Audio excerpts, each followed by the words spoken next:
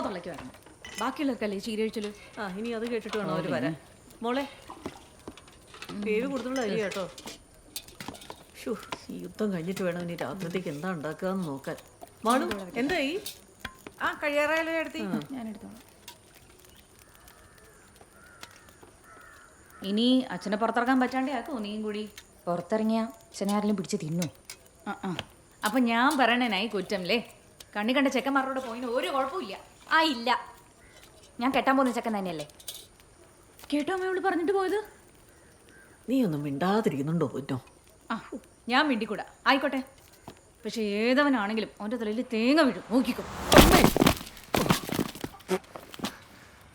അല്ല നിങ്ങളെന്താ കളിക്കുക? തെങ്ങിന്റെ മാറിക്കണ വയസ്സാം കാലത്ത് കൊലക്കൊരു ജയിലിൽ കയറ്റുക.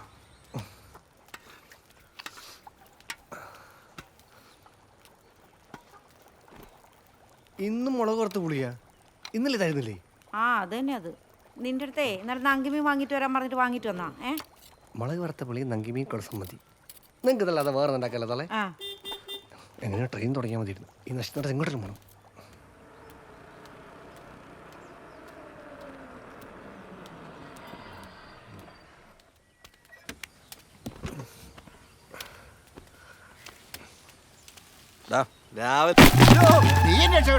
നിങ്ങൾ ആളെ കൊല്ലാനാണോ എന്റെ മേലെ കയറിയിരിക്കണേ? വെട്ടിയ തേങ്ങ പിന്നെ താഴേക്കല്ലാതെ മേലോട്ട് പോകണേ ചക്ക. നിങ്ങൾ അവിടെ നിന്ന് പിടി വന്ന് വിട്ടു നോക്കി, അപ്പൊ കാണാം മേലേക്ക് പോവോ താഴേക്ക് പോവോന്ന്. സമാനമല്ല നിനക്ക്. അല്ല എന്താ എന്റെ ഉദ്ദേശം? എന്ത്? എടാ പൊലം കെട്ടവനെ നാടകം കളിക്കണ്ടേന്ന്. അടുത്ത ആരെ കൊല്ലാൻ പോവാണ്? ഓടേക്ക. എടാ റിഹേഴ്സൽ നോക്കണ്ടേ? ഓരോ ക്യാരക്ടർ ചെയ്യാൻ വേണ്ടി 10ഉം 12ഉം പേര് വെച്ച് ആ ക്ലബ്ബിലെന്നും ക്യൂ ആണ്. വേറെ ആർക്കെങ്കിലും മാറ്റി കൊടുത്താലോ ഒന്ന് മേടിച്ചിട്ട് അവന്മാർ കിടന്നുറങ്ങാൻ പോലും വീട്ടിൽ പോകണില്ല. ഈ ഞാൻ തന്നെ വീട്ടിൽ പോയിട്ട് എത്ര ദിവസമായെന്നറിയാം നിനക്ക്? എടാ എൻ്റെ അവസ്ഥ എനിക്ക് അറിയാത്തോണ്ടാ. അവളെ വീട്ടിൽ പിടിച്ചതിന് ശേഷം ഒരു വിവരമില്ല.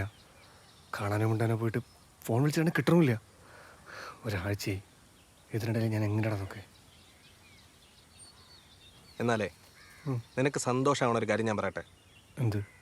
സന്ധ്യയെ കാണാൻ ഒരു അവസരം, അത് ഞാൻ ഉണ്ടാക്കി തരും. കാര്യമായിട്ട്? ഓ ശരിക്കും? ഓ എന്ന് നീ എടുത്തേ. നങ്കിമീൻ വാങ്ങിട്ട് വാട്ടോ.